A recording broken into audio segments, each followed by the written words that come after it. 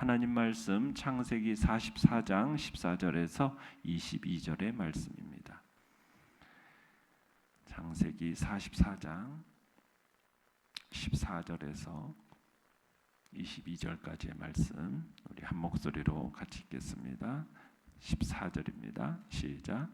유다와 그의 형제들이 요셉의 집에 이르니 요셉이 아직 그곳에 있는지라 그의 앞에서 땅에 엎드리니 요셉이 그들에게 이르되 너희가 어찌하여 이런 일을 행하였느냐 나 같은 사람이 점을 잘 치는 줄을 너희는 알지 못하였느냐.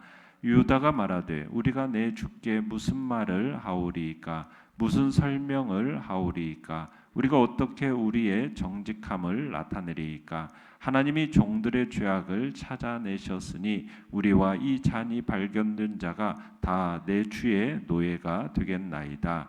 요셉이 이르되 내가 결코 그리하지 아니하리라. 잔이 그 손에서 발견된 자만 내 종이 되고 너희는 평안히 너희 아버지께로 도로 올라갈 것이니라. 유다가 그에게 가까이 가서 이르되 내 주여 원하건대 당신의 종에게 내 주의 귀에 한 말씀을 아뢰게 하소서. 주의 종에게 노하지 마소서. 주는 바로와 같으심이니이다.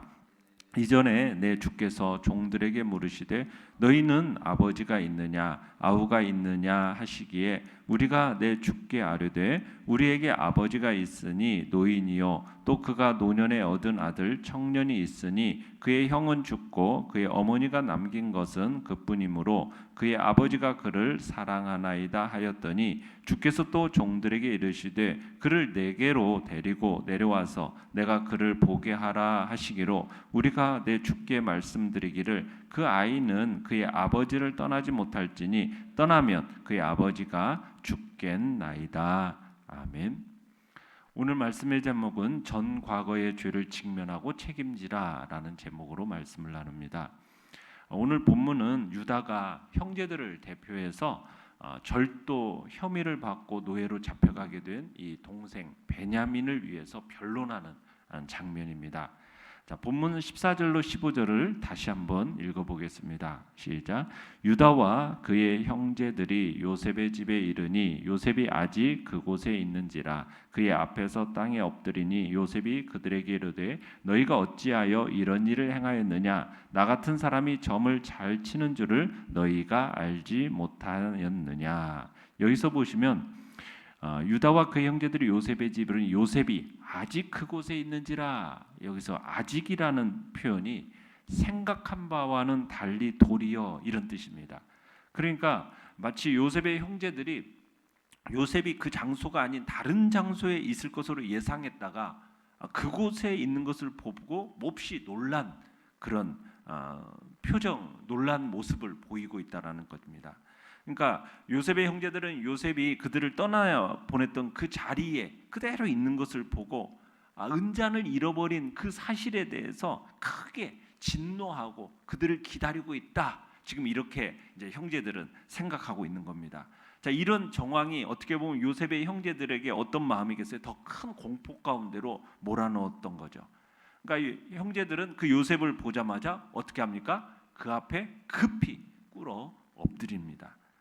형들을 맞이하는 요셉, 그의 형제들에게 자신의 은잔을 가져간 사실에 대해서 강하게 그들을 야단을 칩니다. 마치 고양이 앞에 쥐신새가 된 거죠. 그러니까 형들은 이제 모든 걸 체념하고 요셉의 이 자비에 어떻게 보면 자신들의 생명을 맡길 수밖에 없는 그런 형편이 된 겁니다. 자, 내용 관찰 문제 1번을 보시면 유다는 은잔 사건에 대해 어떻게 책임지겠다고 제안합니까? 자, 16절 읽어봅니다. 시작. 유다가 말하되 우리가 내 주께 무슨 말을 하오리까? 무슨 설명을 하오리까? 우리가 어떻게 우리의 정직함을 나타내리까? 하나님이 종들의 죄악을 찾아내셨으니 우리와 이 잔이 발견된 자가 다 내 주의 노예가 되겠나이다. 자, 어떻게 책임지겠다고 얘기하고 있습니까? 우리가 다 당신의 노예가 되겠습니다. 이렇게 이제 지금 그런 식으로 책임지겠다고 제안을 합니다. 자, 요셉의 이 엄중한 이 추구에 대해서 그의 형제들이 아무 변명할 말이 없는 거예요. 그러니까는 우리가 무슨 말을 하오리까? 그러니까 단 한마디조차 할 수 없는 자신들의 처지에 대해서 정말 너무나도 안타까움을 표현하고 있는 거죠. 그리고 여기서 보면은 유다는 어떻게 보면 평생 처음으로 베냐민에 대해서 자신의 형제로 여기고 있음을 보게 됩니다. 자, 16절을 보시면 우리가 어떻게 우리의 정직함을 어떻게 나타내겠습니까? 이 말을 표현에는 유다는 베냐민이 억울하다는 사실을 믿고 있는 거예요. 그러니까 베냐민의 자신을 훔치지 않았다라는 이 말에 대해서 유다가 믿고 있는 거죠. 그러면서 또 이제 뭘 얘기하냐? 이제 그들이 하나님 앞에 죄인으로 드러났다라는 것을 인정합니다. 하나님 앞에 죄인으로 드러났다. 지금 유다는 이 모든 일의 배후에 전지전능하신 하나님이 역사하고 있다라는 것을 겸허하게 인정하고 있는 겁니다. 과거에 자신들이 요셉을 팔고 아버지 야곱에게 죽었다고 거짓말했다라는 것. 그런데 이제 하나님 앞에서 모든 거짓이 반드시 드러난다. 이 사실을 깨달은 거죠.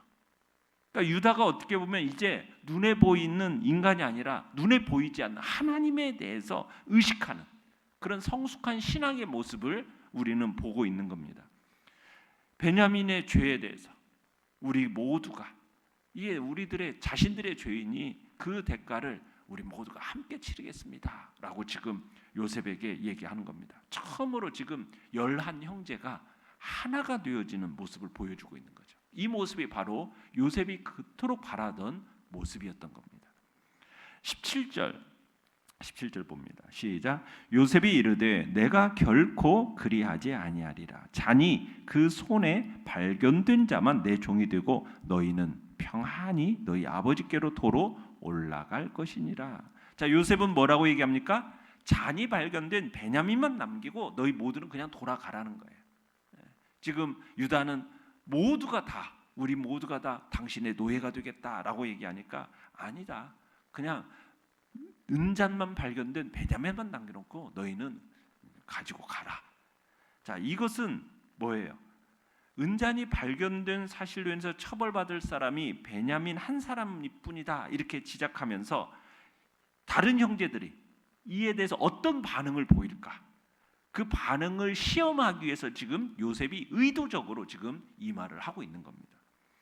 자, 18절로 가보겠습니다. 18절 시작. 유다가 그에게 가까이 가서 이르되 내 주여 원하건대 당신의 종에게 내 주의 귀에 한 말씀을 아뢰게 하소서. 주의 종에게 노하지 마소서. 주는 바로와 같으심이니이다. 자, 그렇지만 형제들은 결코 그렇게 할 수 없다고 유다가 이제 대표로 나서서 왜 그냥 돌아갈 수 없는가? 이걸 이제 장엄하게 설명을 합니다. 유다는 이제 베냐민이 형들과 함께 돌아가지 못한다면 이 늙은 아버지가 곧 죽게 될 거라는 어떤 애절한 사연을 중심으로 해서 요셉에게 이제 호소하는 장면 이야기가 이제 그 다음 이야기예요. 자, 내용 같은 문제 2번을 보시면 유다는 자신들이 베냐민만 남기고 떠날 수 없는 이유를 어떻게 설명합니까? 자, 19절에서 22절까지를 다시 한번 읽어보겠습니다. 시작. 이전에 내 주께서 종들에게 물으시되 너희는 아버지가 있느냐 아우가 있느냐 하시기에 우리가 내 주께 아뢰되 우리에게 아버지가 있으니 노인이요 또 그가 노년에 얻은 아들 청년이 있으니 그의 형은 죽고 그 어머니가 남긴 것은 그뿐이므로 그의 아버지가 그를 사랑하나이다 하였더니 주께서 또 종들에게 이르시되 그를 내게로 데리고 내려와서 내가 그를 보게 하라 하시기로 우리가 내 주께 말씀드리기를 그 아이는 그의 아버지를 떠나지 못할지니 떠나면 그의 아버지가 죽겠나이다. 자, 지금 이제 뭐라고 얘기를 하는 겁니까? 그의 가정의 이야기를 하면서 베냐민이 그의 아버지에게 소중한 아들이다라는 것을 설명을 하는 겁니다. 그러니까 이런 가정 사정을 요셉에게 호소하면서 어떻게든 지금 베냐민을 구해보려고 하는 그 모습을 가지고 이제 가정사를 설명을 하는 거죠. 자, 그러면서 유다가 이제 최근에 그의 집안에 있었던 일에 대해서 이제 설명을 시작하는 거예요. 곡물을 사기 위해서 처음으로 애굽에 찾았을 때 얼마나 어려운 상황에서 겨우 이루어졌는지 이제 설명을 하는 겁니다. 무엇보다도 요셉의 이 무리한 요구 이것 때문에 일이 얼마나 복잡하게 꼬였었는지 아버지가 왜 그토록 베냐민을 애굽으로 보내기를 꺼려할 수밖에 없었는가 이것을 이제 배경 설명을 하는 겁니다. 그 배경 설명인 거죠. 유다는 나이가 많은 아버지에게 초점 맞춰서 나이 많은 아버지에게 초점 맞춰서 이야기를 진행해 나가는 거예요. 나이가 많은 아버지가 전에 가장 사랑하던 자식이 있었는데 그 자식을 잃었어요. 그 잃은 경험했던 그 아픔에 대해서 막 이야기합니다. 그리고 베냐민이 애굽의 노예가 잡혀 있다라는 소식을 듣게 된다면 그 아버지가 어떻게 반응하실지 이게 너무나도 잘 아니까 두렵습니다. 하면서 이것을 중점적으로 막 부각시켜서 얘기를 하는 거예요. 정말 그 아버지에게 있어서 늙은 아버지에게 있어서 이 베냐민이라는 아들이 얼마나 소중한 아들이고 만약 이 아들에게 무슨 일이 생긴다고 하면 이 아버지도 결국 죽게 될 겁니다. 하면서 요셉에게 이제 감정적인 호소를 통해서 어떻게든 베냐민을 구해보려는 그런 지금 모습을 보게 되는 겁니다. 영광 묵상 문제 3번입니다. 자, 유다는 왜 맏형인 르우벤이 있음에도 자신이 책임지러 나섭니까?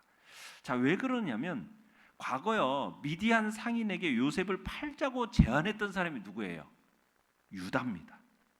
유다가 과거에 요셉을 팔자고 제안했던 사람이에요. 그러니까 이번만큼은 똑같은 죄를 반복하지 않겠다라는 마음을 가지고 있고 그리고 아버지에게는 다시 그런 상처를 안기지 않겠다는 어떤 결단, 이 결단이 있기 때문에 적극적으로 유다가 대처하고 있는 겁니다. 그러니까 유다가 자신의 과거를 직면하면서 그 과거의 죄에 대한 책임지려는 모습, 그게 이제 바로 유다 속에서 나타나고 있는 모습입니다. 어떻게 보면 야곱의 장자는 르우벤입니다. 그런데 지금 중요한 상황에서 두드러지게 나타나는 인물은 유다예요.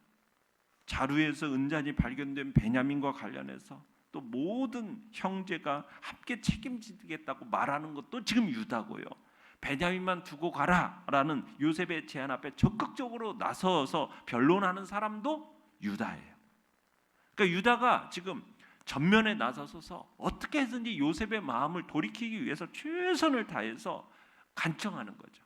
유다가 이렇게까지 앞장서서 마음을 쏟는 이유, 바로 과거 자신의 죄 때문인 거죠. 자기가 요셉을 팔자고 제안했고 그로 인해서 아버지가 얼마나 큰 상처를 받았는가, 그것에 대한 마음, 그리고 더 이상은 그 아버지에게 상처를 주지 않겠다는 그 결단이 지금 이러한 적극적인 대처하는 모습으로 나타나게 된 겁니다. 느낀 점 4번입니다. 과거 자신이 요셉을 팔자고 제안했던 죄를 직면하고 베냐민을 책임지려는 이 유다의 모습에서 무엇을 느낍니까? 우리는 구원에 감사하는 자는 자신의 죄에 대해서 마주해야 되고 그리고 그 죄에 대해서 극복하고자 하는 태도를 취해야 함을 느낍니다. 타락한 인간의 대표적인 특징이 무엇입니까? 자신의 잘못을 책임지지 않으려고 하는 거예요. 아담은요, 하나님께서 선악과를 따먹은 일에 대해서 잘못을 추궁하지 않습니까? 책망하고 추궁하니까 뭐라고 했어요? 아담은 하나님이 자기에게 주셔서 함께 하신 그 여자가 자기에게 주어서 먹게 되었습니다. 그렇게 말하면서 자기의 잘못을 어떻게 합니까? 떠넘겨요. 그죠? 하나님이 이 여자를 저한테 주셨기 때문에 하면서 하나님께 책임을 떠넘기고 또 여자가 주어서 먹게 했습니다 하면서 여자에게 책임을 돌려요. 그러면서 하와는 또 어떻게 합니까? 하와도 역시 뱀이 꿰어서 먹었습니다 하면서 그 잘못을 뱀에게 돌려요. 결국 이런 태도는 하나님의 심판에서 벗어나지 못합니다. 하나님께서는 자신의 잘못을 뉘우치지 않고 그 범죄를 인정하지 않는 자들은 결코 긍휼히 여기시지 않거든요. 요한서신서에서 자신의 잘못을 인정하지 않고 죄 없다고 하는 사람은 하나님을 거짓말하는 자로 만든다라고 이야기하고 있어요. 그러니까 예수님께서 자기를 의롭다고 믿고 다른 사람을 멸시하는 자들을 어떻게 바리새인과 세리의 비유를 통해서 말씀하지 않습니까? 자신의 죄를 뉘우치지 않는 못하는 자는 결코 의롭다 하심을 받을 수 없다라는 것을 가르쳐주고 있는 거예요. 반면에 자신의 죄를 깨닫고 자신의 죄를 회개하는 사람, 그 사람은 하나님의 용서를 받고 그 모든 불의에서 깨끗하게 되거든요. 그러니까 하나님께서는 죄인이 그 죄에서 돌이켜서 의를 행하면 이전의 죄악은 어떻게 됩니까? 결코 하나님께서 기억하지 않으시겠다 분명히 약속하고 계시거든요. 그러니까 우리가 어떠한 잘못에 대해서 인정하고 그 잘못에 대해서 책임지려는 태도가 있어야 되는데, 그러지 않는 것은 가장 잘못된 모습이고 어리석은 행위라는 거죠. 그게 멸망으로 인도하는 지름길이 되는 겁니다. 그래서 성도는 잘못을 인정하고 그 잘못에 대해서 마땅히 책임질 뿐만 아니라 그 잘못에서 돌이켜서 의롭고 선한 길로 향하는 것, 그것이 진정한 성도의 모습임을 우리에게 보여주고 있는 것입니다.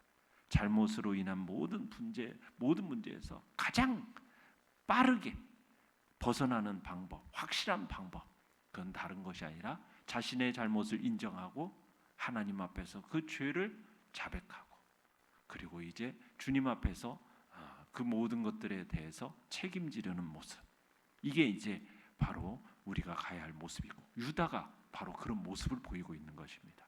자신의 과거와 마주하듯이. 참으로 하나님 앞에서 우리 역시 죄를 직면하고 책임지려는 그런 성숙한 모습이 우리 안에서 나타나도록 또한 이 시간 결단하며 나가시길 바랍니다. 결단과 적용 5번입니다.